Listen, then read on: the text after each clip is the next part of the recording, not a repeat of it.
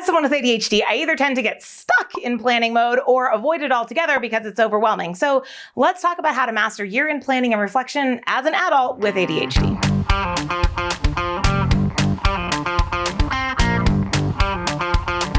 Now, if you're new to this channel, I primarily talk to ADHD entrepreneurs, but the truth is we're reaching that time of year where everyone is starting to go into year-end planning and reflection. And so this is really just a great video for individuals with ADHD as a whole, even though I'm probably still going to talk about a lot from the entrepreneurial perspective because that's the world that I live my life by. So first and foremost, I 100% understand. I will either tend to get stuck in planning mode and have to pull myself out and move myself into action mode, or I tend to avoid doing the planning until the very last second, and then I scramble to get it done because it's supposed to be done by the end of the year. And so let's break this down. There's a few things we can do to make this a little bit easier. One, to get the planning done in advance so we're not scrambling and putting together plans that don't work as well, but not to get stuck inside of planning. So first and foremost, if you want to set yourself up to be able to plan properly, you're going to need to be able to do reflection first and foremost.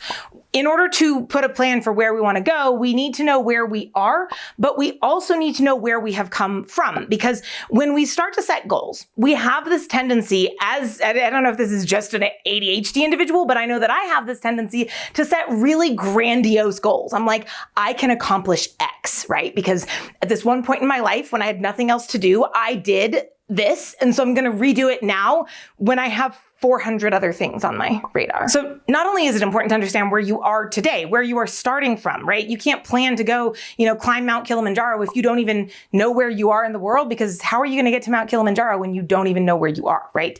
You have to know where you are, but you also need to know where you've come from so that you can understand what you are capable of. Not just where you've come from, years ago, but especially in the past year or so, what you have been able to accomplish and what you did to make that happen. So there are 3 tools that I tend to use when it comes to reflection, and you're welcome to use as many more as you would like, but these are the 3 that I have leaned on for the past 10 years. The first one is what I call the inner CEO meeting. So the inner CEO meeting is actually something that you will start doing at the end of every single month throughout the year. Now I have a single journal that I use, and all of my inner CEO reflections go in that same journal. So at the end of the year, when I'm getting ready to start doing my end of year planning, I have a really easy way for me to actually flip back through and see the recaps of the entire year. So that inner CEO meeting, I'm going to recap the same things each time. First, I'm going to start by recapping how do I feel about the month. This is just basically a free writing exercise. Now you could do this just by listing out the emotions you experienced. You could do this just by actually free writing. Here's what I think. Here's what I feel. Here's where I'm at, thinking over the past month.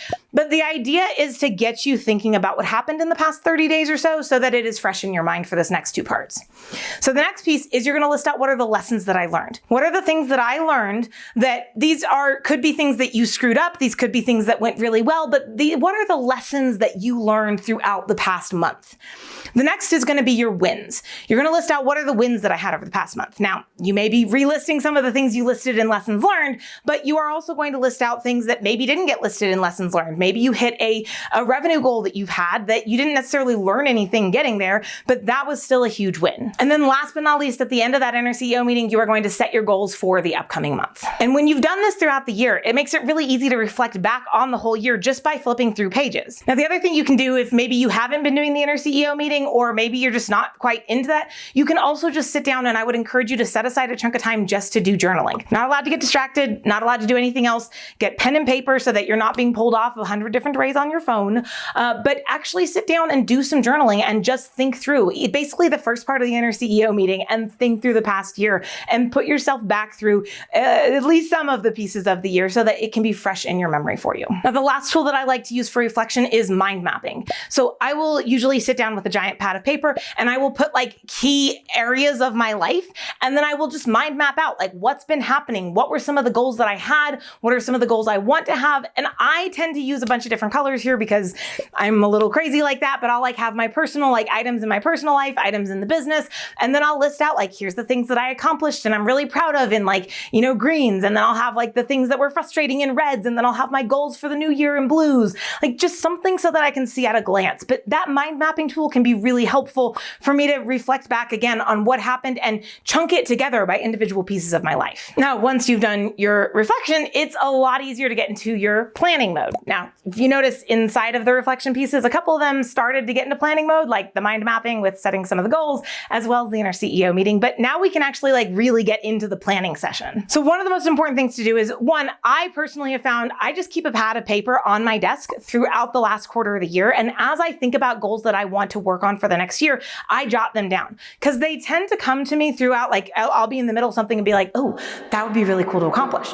So then I'll just jot that down. Doesn't mean I'm going to accomplish that next year, but I have basically a frame of reference for all the things that have been flying around in my brain. Then when you sit down to actually set your goals for the next year, the first thing that you're going to want to look at is what are your vision and what's your mission. So your vision is what are you building for your company long term? What is the company that you are building up? What do you see happening? Do you want to have multiple locations? I always try and tell people, for your vision, stick to the things that are tangible. It's about vision. What do you see, right? Do you have multiple locations? Are you selling, what products or services are you selling? How big is your team? How much money does the company make each year?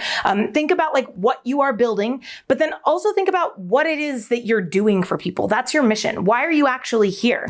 So with Grow Disrupt, eventually we want to get to where we are running. We currently run 3 events per year, 3 ticketed events per year. We want to get to where we are running 6 to 12 ticketed events per year. We eventually want to have an actual research department as part of the company. There's a whole bunch of things that I want to add on to for Grow Disrupt. But our mission is to create space for ADHD entrepreneurs to reconnect with themselves and so that they can thrive personally and professionally, right? That is why we exist, is to create space for these people to thrive. That's the why, this is the what. So when you're in your goals planning mode, you want to sit down and ask, refresh on these first and foremost, because every single one of your goals should be advancing your mission and moving you towards your vision. Once you have that, now you can actually say, okay, by the end of next year, I want to hit these. Now, my recommendation is to set specific and measurable goals and to have no more than 6 to 9 of them for the entire year. Usually when we start getting more than that, we start having too much on our plate, we start being pulled in too many directions, and it's really hard to get traction on any one of them. So instead of getting nowhere on 40 goals, pick 6 to 9 that are really important and make those the big goals. Now, I always tell everyone these big goals, these should not be something you can accomplish in a single sitting. These should not be something that you can accomplish in a single month. These should be something that you have to work towards over the entire year. So launching a brand new event, writing a book, these are things that's going to take you some time to actually get out there. Now, once you have your big goals for the year, you can break these down into 2 smaller pieces. One is going to be your side step or mini step goals. We'll call these your monthly goals, right? Here's the small step forward towards this bigger goal that's moving me towards my vision, that's advancing my mission. But here's the little step that I'm going to accomplish this month. So if you're trying to write a book, maybe that initial step is get the outlines of all of the chapters put together by the end of this month, right? That's a small step that moves you towards that bigger goal. The other thing you're going to break down into is your baseline. Think about what are the reoccurring activities that you should be doing that's going to move you towards those goals every single week, every single month, every single quarter, etc.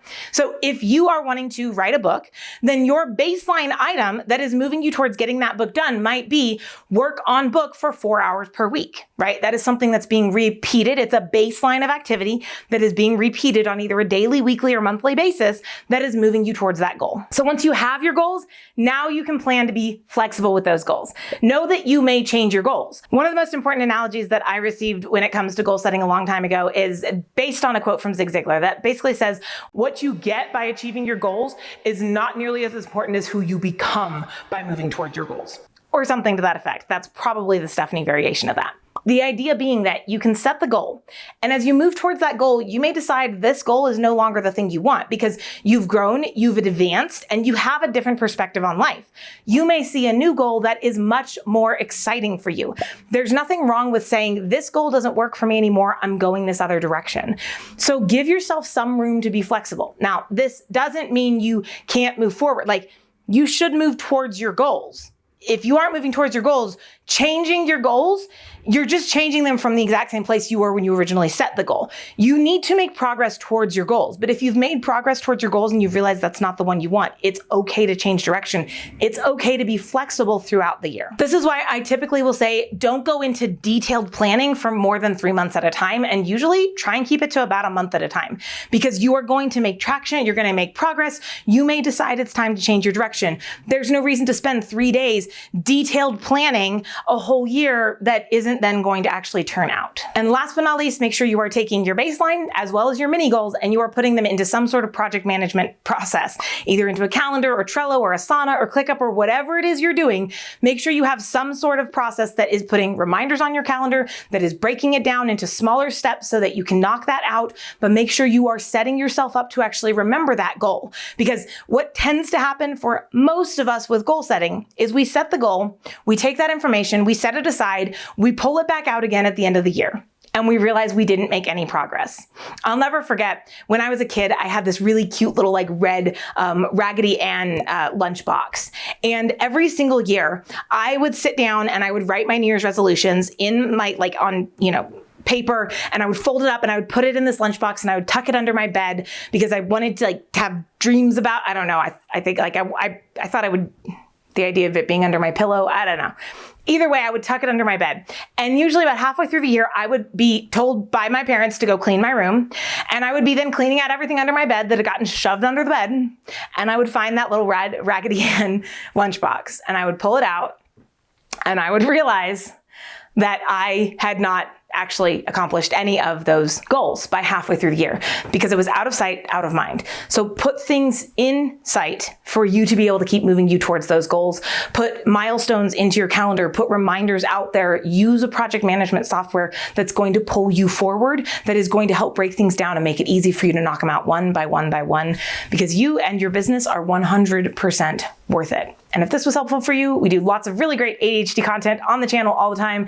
Give us a like, give us a follow, interact with the video, and maybe check out a few other videos on the channel too and see if they appeal. If they do, we'd love to have you join us with an actual follow on the channel itself.